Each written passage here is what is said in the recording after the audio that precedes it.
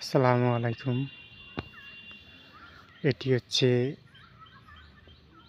একটি কোম্পানির হাইব্রিড মরিচ।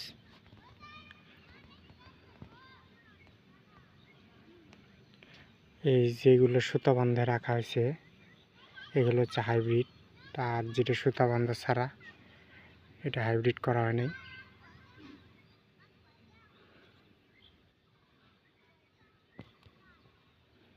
দেখেন কি পরিমাণ মরিচ ধরছে। আর এটা যে হাইব্রিড করা হয়েছে এটাতে এর থেকে দ্বিগুণ মরিচ ধরবে। এই মরিচের বীজ যখন মাঠে